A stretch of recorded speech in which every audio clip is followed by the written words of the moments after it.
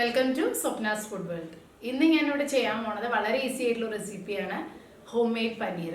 നമുക്ക് വീട്ടിൽ എങ്ങനെ പനീർ ഉണ്ടാക്കിയെടുക്കാമെന്ന്. ഇതിന് ആവശ്യമായിട്ടുള്ള ഇൻഗ്രീഡിയൻസ് വെറും രണ്ടെണ്ണമാണ്. ഒന്ന് പാലും, രണ്ടാമത്തെ നാരങ്ങ നീരും. ഇത് രണ്ടും ഉണ്ടെന്നുണ്ടെങ്കിൽ നമുക്ക് വീട്ടിൽ പനീർ ഉണ്ടാക്കിയെടുക്കാം. വിത്തിൻ സെക്കൻഡ്സ് നമുക്ക് ഉണ്ടാക്കിയെടുക്കാവുന്നതാണ്. അപ്പോൾ നമുക്ക് നോക്കാം ഇത് എങ്ങനെയാണ് ചെയ്യാന്നുള്ളത്. ഹോം മെയ്ഡ് പനീറിന് ആവശ്യമായ ഇൻഗ്രീഡിയൻസ് ഞാനിവിടെ 1 ലിറ്റർ പാലാണ് എടുത്തിരിക്കുന്നത്. അതായത് ഏകദേശം ഒരു 5 കപ്പ് വരും. പിന്നെ ഒരു 2 ടേബിൾ സ്പൂൺ നാരങ്ങ നീരാണ് എടുത്തിരിക്കുന്നത്. ഒരു വലിയ നാരങ്ങയുടെ ഫുൾ നീര്, അത് ഏകദേശം ഒരു 2 ടേബിൾ സ്പൂണാണ് ഇവിടെ ഉണ്ടായിരിക്കുന്നത്. ഞാനിവിടെ 2 പേർക്ക് 2-3 പേർക്ക് ഉള്ള അളവിലുള്ള പനീറാണ് ഉണ്ടാക്കാൻ പോണത്. അതുകൊണ്ടാണ് ഞാൻ 1 ലിറ്റർ എടുത്തിരിക്കുന്നത്. നിങ്ങളുടെ വീട്ടിലെ ആൾക്കാർ കൂടുതലാണെന്നുണ്ടെങ്കിൽ 2 ലിറ്റർ എടുക്കാം. പിന്നെ ഫുൾ ഫാറ്റ് മിൽക്ക് എടുക്കാൻ ശ്രദ്ധിക്കണം. അതുപോലെ ബഫല്ലോ മിൽക്ക്, അതേപോലെ നല്ല ഫുൾ ഫാറ്റ് ആയിട്ടുള്ള മിൽക്ക് ആണെന്നുണ്ടെങ്കിൽ കൂടുതൽ നല്ലത്. ഫാറ്റ് കുറഞ്ഞ മിൽക്ക് ആകുമ്പോൾ പനീർ അത്ര കിട്ടാൻ ചാൻസ് ഇല്ല നമുക്ക്. അപ്പോൾ 1 ലിറ്റർ പാലും 2 വലിയ ടേബിൾ സ്പൂൺ, അതായത് നമ്മുടെ ടേബിൾ സ്പൂൺ മെഷറിംഗ് സ്പൂൺ ഉണ്ടല്ലോ, അതിലാണ് ഞാൻ എടുത്തിരിക്കുന്നത്. അല്ലെങ്കിൽ നിങ്ങളുടെ വലിയ സ്പൂൺ ആയാലും മതി, അത് 2 ടേബിൾ സ്പൂൺ എടുക്കാം. ഇനി നമുക്ക് നോക്കാം ഇത് എങ്ങനെ ഉണ്ടാക്കാം. നമ്മൾ 1 ലിറ്റർ പാല് തിളപ്പിക്കാൻ വെച്ചിട്ടുണ്ട്. ഇത് നമ്മൾ ഇടയ്ക്കിടയ്ക്ക് ഒന്ന് ഇളക്കി കൊടുക്കണം. ശ്രദ്ധിക്കേണ്ട ഒരു കാര്യം എന്താ വെച്ചാൽ, ഈ പാല് നമ്മൾ തിളച്ച് പൊന്താൻ പാടില്ല. അതിങ്ങനെ തിള വരുമ്പോൾ നമുക്ക് മനസ്സിലാവുമല്ലോ, അപ്പം തന്നെ നമ്മൾ നാരങ്ങാനീര് ഒഴിക്കണം. ഇപ്പോൾ നിങ്ങൾക്കിത് നോക്കിക്കഴിഞ്ഞാൽ മനസ്സിലാവും, പാല് ഏകദേശം തിളയ്ക്കാൻ തുടങ്ങുന്നുണ്ട്. തിളച്ച് പൊന്താൻ പാടില്ല. കണ്ടോ, ബബിൾസ് വന്നു തുടങ്ങി. അതിൻ്റെ അർത്ഥം ഇപ്പോൾ ഇത് തിളയ്ക്കാൻ പോവുകയാണ്. അപ്പോൾ തിളയ്ക്കാൻ നമ്മൾ സമ്മതിക്കേണ്ട. അതിന് മുന്നേ തന്നെ നമ്മൾ 2 ടേബിൾ സ്പൂൺ നാരങ്ങാനീര് നമ്മൾ ഇതിലേക്ക് ഒഴിച്ചു കൊടുക്കുക. എന്നിട്ട് നന്നായിട്ട് ഇളക്കുക. അപ്പോൾ നാരങ്ങാനീര് പാലിലേക്ക് ഒഴിച്ചാൽ നമുക്ക് എല്ലാവർക്കും അറിയാം, പാല് പിരിയും. പാല് പിരിയണതിനെയാണ് ശരിക്കും പറഞ്ഞാൽ നമ്മൾ പനീർ എന്ന് പറയണത്. അത്ര ഈസിയാണ് നമുക്കിത് ഉണ്ടാക്കണ്ടോ. ഇപ്പോൾ തന്നെ നോക്കിയേ, പാല് കഴിഞ്ഞു. നമ്മുടെ പനീർ റെഡിയായി. ഇനി ഇതിൽ കുറച്ച് പ്രോസസ്സും കൂടെ ബാക്കിയുള്ളൂ. ഇനി ഇത് ഒരു ഗ്രീൻ കളറായിട്ട് വരുന്നുണ്ടോ, അതിൻ്റെ മുകളിലൊരു പാട. ഇതാണ് ശരിക്കും നമ്മുടെ പനീർ എന്ന് പറയുന്നത്. ഇതൊന്ന് തിളയ്ക്കുന്നതോട് കൂടി നമുക്ക് ഓഫ് ചെയ്യാം കേട്ടോ. ഇപ്പോൾ റെഡി ആയി കഴിഞ്ഞു ശരിക്കും ഇത്. ഇനി നമുക്കിത് ഓഫ് ചെയ്യാം. കേട്ടോ, കട്ടയായിട്ട് വരുന്നത്. ഇനി നമുക്ക് ഈ പനീർ അരിച്ചെടുക്കണം. അതിന് വേണ്ടിയിട്ട് ഞാനിവിടെ ഒരു പാത്രം വെച്ചിട്ടുണ്ട്, സ്റ്റീലിൻ്റെ പാത്രം. അതിൻ്റെ മുകളിൽ നമ്മൾ സാധാരണ നമ്മളെ ബിരിയാണി അല്ലെങ്കിൽ റൈസൊക്കെ അരിച്ചെടുക്കില്ലേ, അതുപോലത്തെ ഒരു അരിച്ചെടുക്കുന്ന പാത്രം അതിൻ്റെ മുകളിൽ വെക്കണം. കാരണം നമ്മൾ ഈ വെള്ളമൊക്കെ അടിയിലേക്ക് പോകാൻ വേണ്ടിയിട്ടാണ് അടിയിലൊരു പാത്രം, സ്റ്റീലിൻ്റെ പാത്രം നമ്മൾ വെച്ചിരിക്കുന്നത്. ഇനി ഇതിൻ്റെ മേലെ നമ്മൾ ഒരു ക്ലോത്ത് ഇടണം. ഞാനിവിടെ ഇട്ടിരിക്കുന്നത് നമ്മൾ യൂസ് ചെയ്യില്ലേ നാട്ടിലൊക്കെ തോർത്ത്, അതാണ് ഞാൻ ചെയ്തിരിക്കുന്നത്. നിങ്ങൾക്ക് ചീസ് ക്ലോത്ത് യൂസ് ചെയ്യാം, പക്ഷെ നാട്ടിലൊക്കെ അത് കിട്ടുമെന്ന് എനിക്ക് അറിയില്ല. അപ്പോൾ ഇതാണ് നമുക്ക് ഈസി ആയിട്ടുള്ള ഫ്രഷ് ആയിട്ടുള്ള ഒരു ക്ലോത്ത് എടുക്കുക. ഇത് തന്നെ നമുക്ക് എപ്പോൾ പനീർ ഉണ്ടാക്കുമ്പോഴും നമുക്ക് ഈ ക്ലോത്ത് തന്നെ കഴുകി എടുത്തു കഴിഞ്ഞാൽ എപ്പോൾ വേണമെങ്കിലും നമുക്ക് യൂസ് ചെയ്യാം. കോട്ടൻ്റെ ക്ലോത്താണ് ഞാനിവിടെ എടുത്തിരിക്കുന്നത്, വൈറ്റ്. ഇനി ഇതിലേക്ക് നമ്മൾ ഈ പനീർ നമ്മൾ തിളപ്പിച്ചിട്ടുണ്ടല്ലോ, അത് ഒഴിച്ചു കൊടുക്കുക. അപ്പോൾ ഈ വെള്ളം ഫുള്ള് അടിയിലേക്ക് പോവും അരിപ്പയിലൂടെ. അതേപോലെ ഈ വൈറ്റ് കളർ മാത്രം നമ്മുടെ ഈ തോർത്തിൽ കിട്ടും. അപ്പോൾ നമുക്കത് പനീറാക്കിയിട്ട് എടുക്കാൻ പറ്റും. ഞാനിവിടെ ഒഴിക്കാൻ പോവാണ്. ഞാനിപ്പോൾ കുറച്ച് അളവേ എടുത്തിട്ടുള്ളൂ, 1 ലിറ്റർ എടുത്തിട്ടുള്ളൂ കേട്ടോ. ഇത് കണ്ടോ, ഇപ്പോൾ ഇതാണ് നമ്മുടെ പനീറിൻ്റെ ഭാഗം.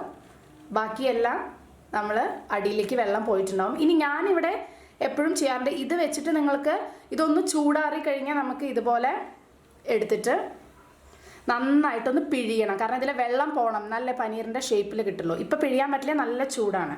അപ്പോൾ അതങ്ങനെ ഇരിക്കട്ടെ. ഇതിങ്ങനെ നിങ്ങൾക്ക് ചെയ്യാം. പക്ഷെ ഞാൻ എപ്പോഴും ചെയ്യാറുള്ള ഒരു കാര്യം, ഇത് നമ്മൾ നാരങ്ങ വെച്ചിട്ടാണ് പിഴിഞ്ഞിരിക്കുന്നത്. അപ്പോൾ ചിലപ്പോൾ നമുക്ക് ആ നാരങ്ങയുടെ ഒരു ഫ്ലേവർ കിട്ടില്ല. പക്ഷെ എന്നാലും ഞാനൊരു സമാധാനത്തിന് വേണ്ടിയിട്ട് എപ്പോഴും കുറച്ച് ചൂടുള്ള വെള്ളം ഇതിൻ്റെ മേലെ ഒഴിച്ചു കൊടുക്കും. അപ്പോൾ എന്താണെന്ന് വെച്ചാൽ ആ നാരങ്ങയുടെ ആ ഫ്ലേവറൊക്കെ ഉണ്ടെന്നുണ്ടെങ്കിൽ അത് പോയി കിട്ടും. നല്ല തിളച്ച വെള്ളം തന്നെ ഒഴിക്കണം കേട്ടോ, പച്ചവെള്ളം ഒഴിക്കരുത്.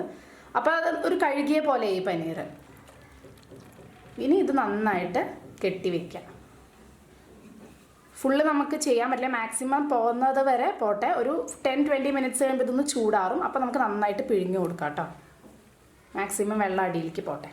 ഇപ്പോൾ പനീർ ഇതൊന്ന് ചൂടാറിയിട്ടുണ്ട്. അപ്പോൾ നന്നായിട്ടൊന്ന് പിഴിഞ്ഞു കൊടുക്കുക. മാക്സിമം വെള്ളം പോകണം, വെള്ളം പാടില്ല കേട്ടോ, അപ്പോൾ നന്നാവില്ല. ഇനി ഞാനിതിവിടെ വെച്ചിട്ടൊന്ന് പ്രസ് ചെയ്ത് കൊടുക്കുകയാണ് പനീർ.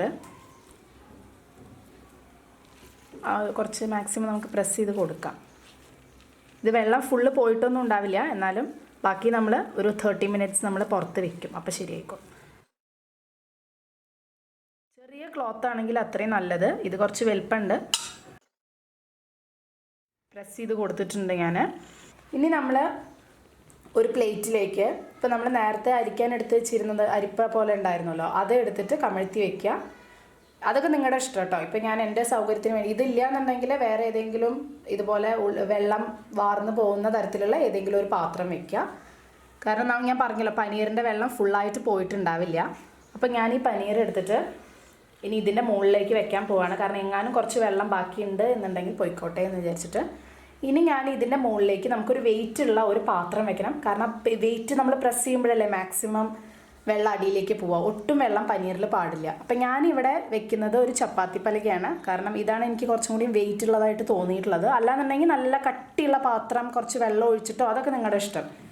ഞാനിതിങ്ങനെ കമഴ്ത്തി വെക്കുകയാണ്, എന്നിട്ടൊന്ന് പ്രസ് ചെയ്ത് കൊടുത്തോളൂ. അപ്പോൾ മാക്സിമം വെള്ളം പോവും. ഇനി ഇതൊരു 30 മിനിറ്റ്സ് ഇവിടെ ഇങ്ങനെ ഇരുന്നോട്ടെ. ഫുൾ വെള്ളം പോയിട്ട് നമുക്ക് എടുത്ത് നോക്കാം കേട്ടോ. ഇതിങ്ങനെ ഇരിക്കട്ടെ ഒരു 30 മിനിറ്റ്സ്. ഇപ്പോൾ 30 മിനിറ്റ്സ് ആയിട്ടുണ്ട്. നമുക്ക് നോക്കി നോക്കാം ഇത് പനീർ റെഡി ആയിട്ടുണ്ടോ എന്നുള്ളത്. ഓക്കെ, നമ്മുടെ പനീർ റെഡി ആയിട്ടുണ്ട്. കണ്ടോ, പനീർ റെഡി ആയിട്ടുണ്ട്.